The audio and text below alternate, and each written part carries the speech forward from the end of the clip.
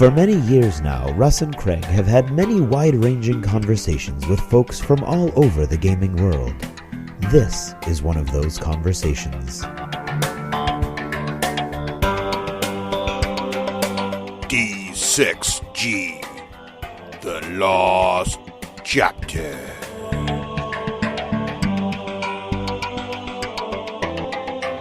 Hey, we're in Dunkin' Donuts. Rose, I'm here with my daughter, Rose Wakeland. Hello, Rose. Hi. Hey, welcome. So, Craig is out gallivanting about, and so Rose and I were sitting here in Dunkin' Donuts. Rose, what do you want me to buy for you here today? What do you want to eat? A hot chocolate. Hot chocolate? And but do you want a munchkin or anything? I can get you a couple munchkins. No, just a large hot chocolate. Large hot chocolate, even in the middle of summer? Yes. Okay, fair enough. All right, so one hot chocolate. I will have the iced tea, still good in the summertime. So Rose and I just got finished trying out for the very first time airbrushing, right, Rose? Yes. So I wanted to kind of share with you guys our quest for trying to get an airbrush, what we ended up getting, how we started this, how we tried not to mess anything up too much. How we broke it. Yes, how it may have broken. there may have been some damage done to the airbrush. And then also what the results were of our first try and what we think about it. So I guess the first thing we should talk about is getting our airbrush. We got a Gen Con, right? Mm-hmm. So the plan was we wanted to get an airbrush. We kind of talked about it for a little while. And one of the reasons we were looking at it was because of our giant colossals, right? Yes. So Rose has got a giant colossal. I've got a gargantuan.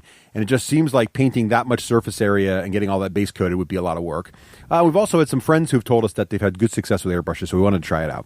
And then we thought if we bought this at a convention like Gen Con, we could talk right to the brush guys and get a good deal and get exactly what we need to get started, right? Yes. Yeah. So we went to, do you remember where we went? It was the Badger Airbrush booth, right? Mm-hmm. Yeah. At Gen Con. And they were very helpful. And they told us, they gave us everything we needed and had a good convention deal. So we ended up getting, what did we get? We got the Patriot 105 Badger Airbrush, which they said was a good starter airbrush, did everything you need to do. So we got that. But then also when you buy an airbrush, there's a lot of parts to it, right? So you need the compressor, which pumps the air into the airbrush. And you also need everything you need to connect the airbrush to the compressor. And all these things are sold separately. But what's nice about Gen Con was he gave us everything you need, recommended a good compressor. We got the TC908 Aspire. Right there. See that, Rose? Mm-hmm. All right. And so he gave us all the cabling we needed. And I think the total price on that was like $145. Does that sound right? I think so. I think that was right. And so that was everything we need. He also threw a couple extra things in there for us. He threw in some airbrush cleaner. We got the Badger ready-to-use Minotaur airbrush cleaner, the little squirty bottle of stuff. And then we also got some of their Badger airbrush primer also, because I've heard, and he mentioned also, it was really easy to prime with an airbrush also, so we get the primer. And then he asked us a few questions about the kind of paints we like to use, and we told him we liked, what kind of paints do we like, Rose? The Privateer Press paints. Right, the P3 from Privateer Press. And he said, great, those mix, any kind of acrylic paint works great. You mix them with water, you thin them. And he was explaining to us that you want to thin the mixture of the paint down to the consistency of skim milk. And then you put it in the little drop loader in your airbrush, and you're ready to go. And the other tip he gave us was that you can avoid really ever or often having to disassemble your airbrush if you just make sure you clean it between colors and clean it before you put it away. And the tip was you fill the feeder with, or not fill it, but you put some of this airbrush cleaner in the feeder, you spray the airbrush until it comes out clear, and you pretty much clean the airbrush without having to disassemble it. So that's one of the reasons we got the cleaner, right? Yeah. Does that match everything he told us? Yeah, it does. Did I leave anything out? No, I think you're Okay. good. Were you intimidated leaving there? No, but I do remember one of his key things was don't let it vibrate off the table. Yes. So mistakes were made. Okay. We're not going to lie. So we got it home. The next question we had to ask ourselves was, okay, now we got it home and we got on a big vacation. We just got back from all that stuff. And I wanted to try it out. But as I was thinking about the weekend trying it out, I was starting to get nervous about mixing the paints. And I just figured, well, there's so many things that can go wrong the first time you try an airbrush. And my concern was, if I don't get the paint mixture right, will it jam the airbrush? Will it not work? And so I saw that Badger actually makes a line of ready-to-use paints that you can just literally, that are pre-mixed for the right consistency for an airbrush, and you just put them right in. So I bought a small pack. I mean, they have a giant set too, but I just got the small set, Rose. I think it was like 8 paints in there. I think they're like paints. 8 or 10. The Minotaur paints. And it has all the primary colors in there. We actually, after we got them, we weren't really thrilled with some of the shades, right?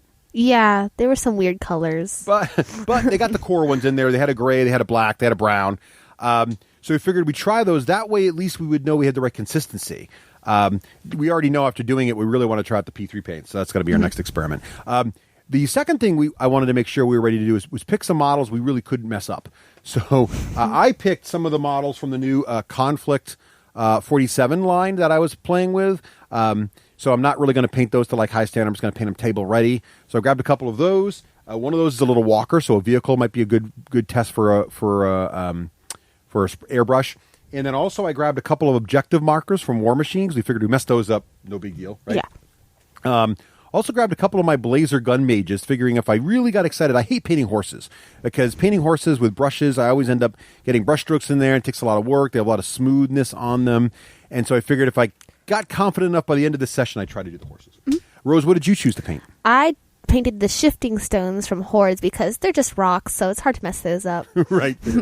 Now, what's interesting was we both came to the table with some prime models and some not prime models. So Rose's shifting stones weren't even built. So she was planning on building them, priming them with the airbrush, and actually getting color on them all in one sitting, which is something we normally don't do. So when I prime my models, normally I hit them with P3 primer and then let them dry overnight. So we were already going to try this whole priming with the airbrush thing and actually seeing how fast the primer sort of dried. So that was our experiment. So we got everything set up in the garage, figuring, if the airbrush went horribly wrong and exploded, we'd be okay, right? Yeah. So we would make a mess in the house. So we're ready to go. Got it all set up. I tried it out first just to get it working, and I tried a little bit of the brown.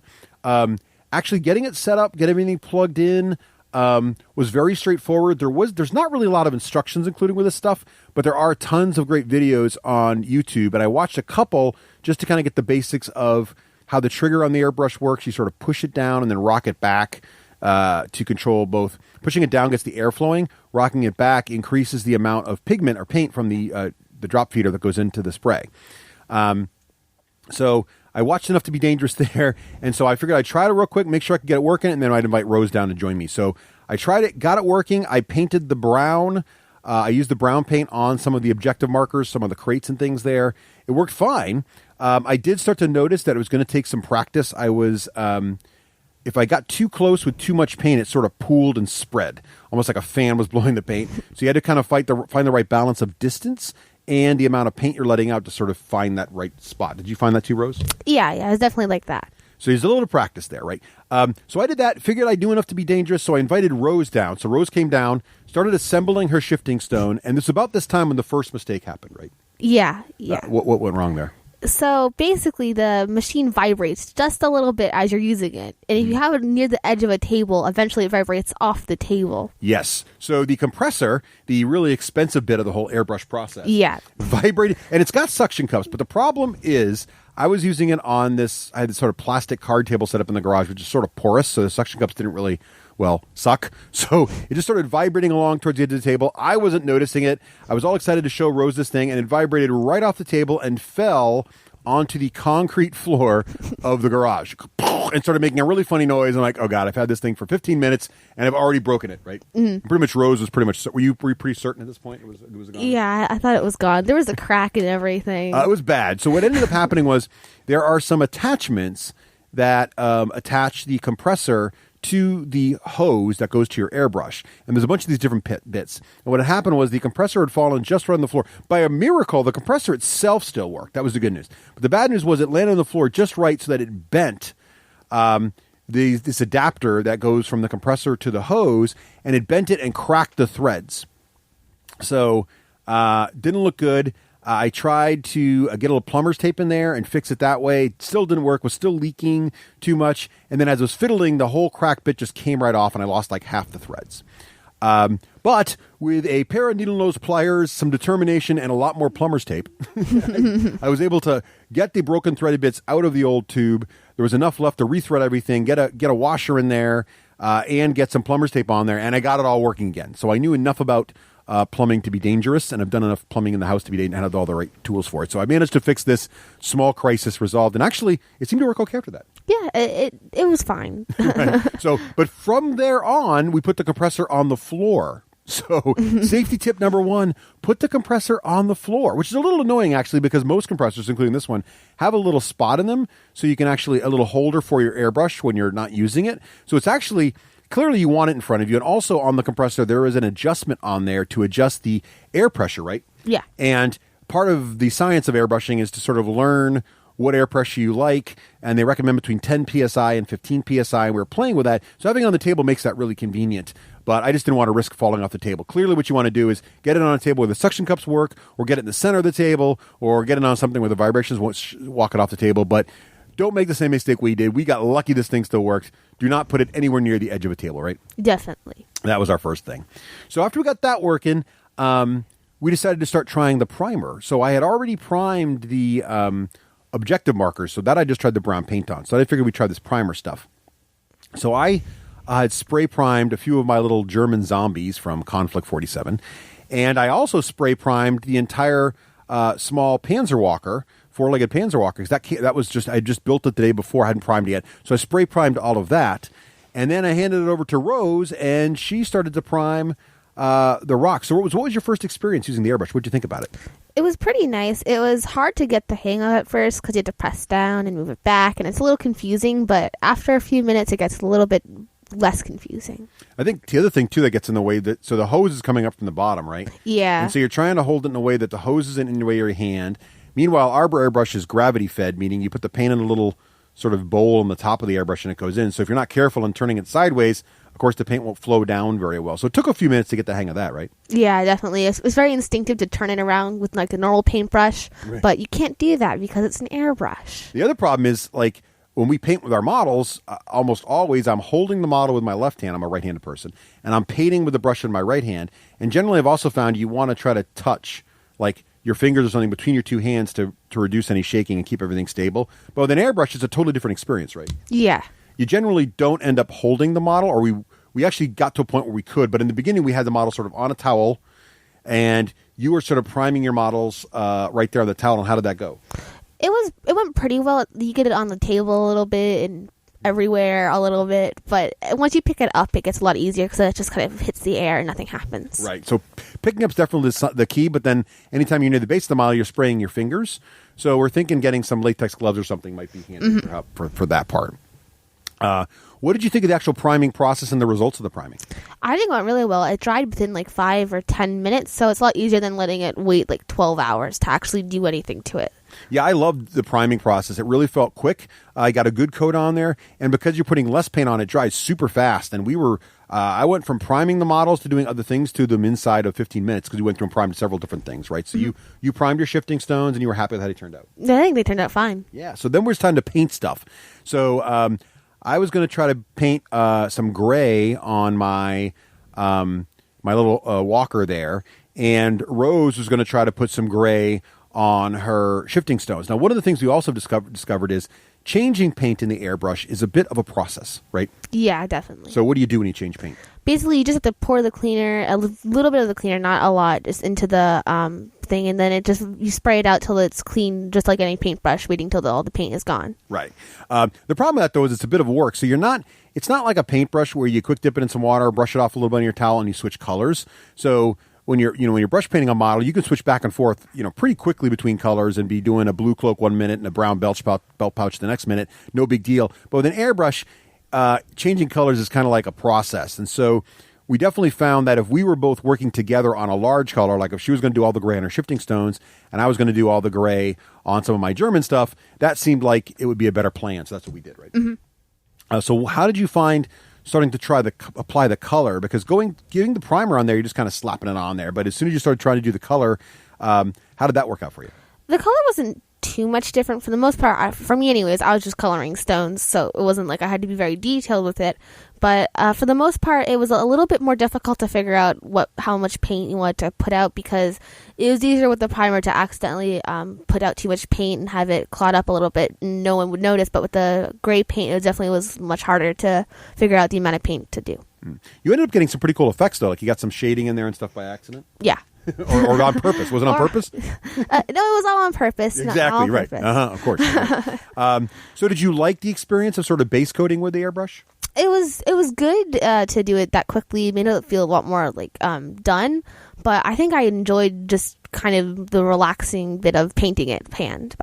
So you wouldn't you wouldn't ever consider airbrushing finishing it, but you base coated it. Now you're going to take those shifting stones and paint the glowing green bits on there and all that kind of stuff. Yeah, definitely. It'd definitely be good for larger models like the gargantuans and tanks and different vehicles because it's just so much flat space that's pretty boring to paint. So are you looking forward to trying it on your gargantuan? Definitely. Cool. Yes, I think that's how I feel too. So like I then did. I was really pleased with how quickly I could paint up the Panzer, and then I even sort of like lightly misted, I guess. I don't know how you describe it.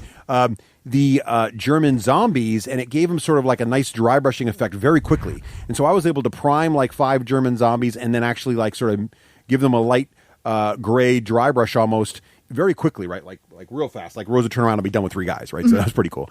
So I liked that, but I think because of changing the colors, I'm with Rose. I would like to base coat large surfaces.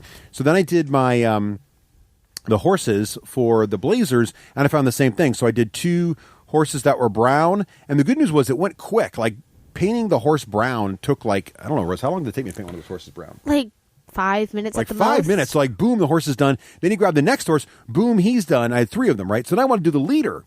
Well, the leader I want to put on a white horse. So it was actually like so fast to paint a horse. It takes you longer to change colors in your airbrush than it does to paint the horse. So it'd be great if I had an army of like 15 horses to paint. It would be perfect to go through and paint them all brown, right? Yeah. But if you're doing 3 horses and one you want to make gray, all of a sudden you're like, oh, I got to change my color again, so you change it. But I really was pleased with how smooth the horse look came out. What did you think of the horse colors, Rose?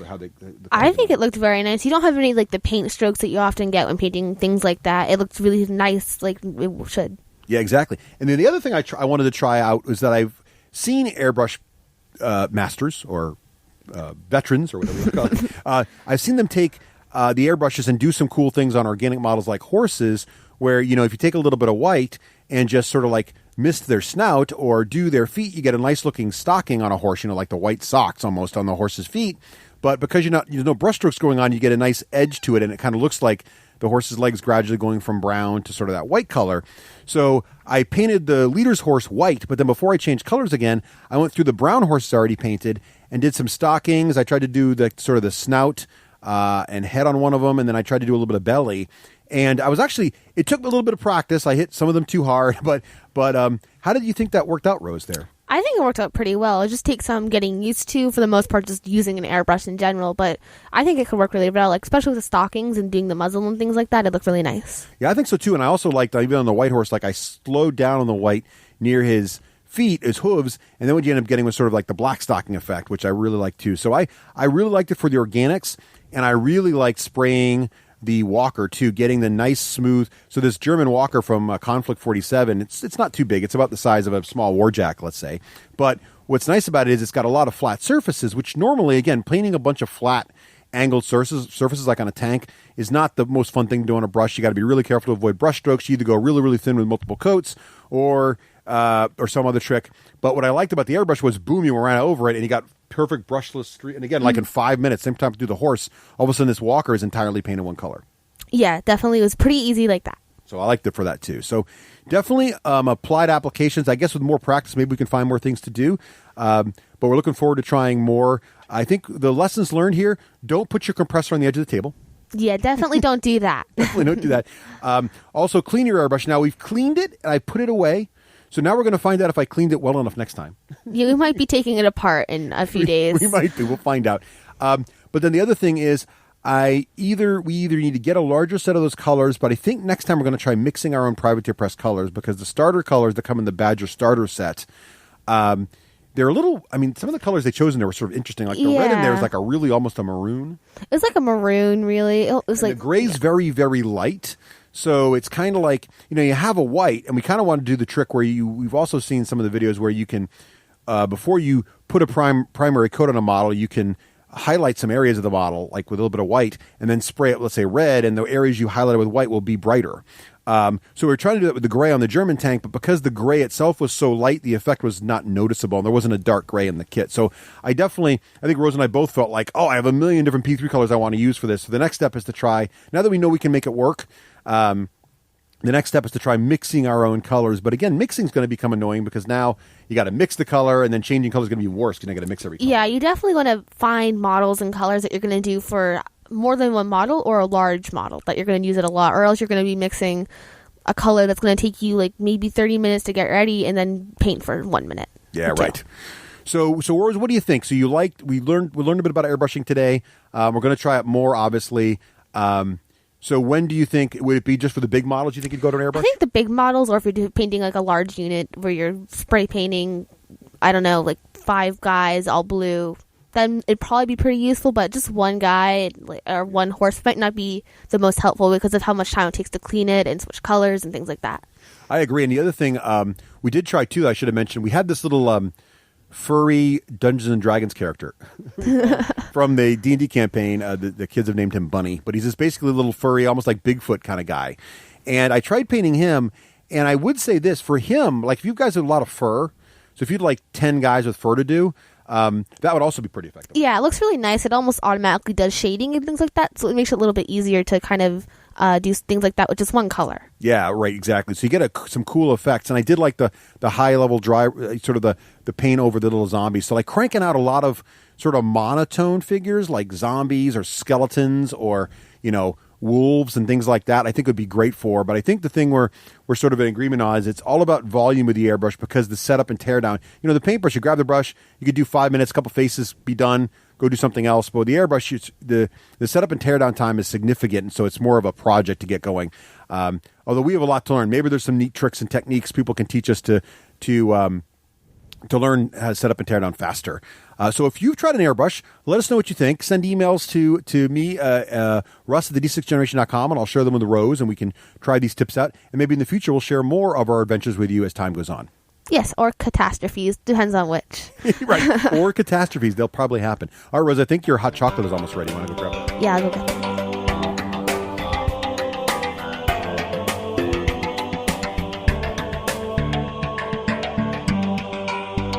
Thanks for purchasing a D6G Lost Chapter. Supporting the show helps it grow.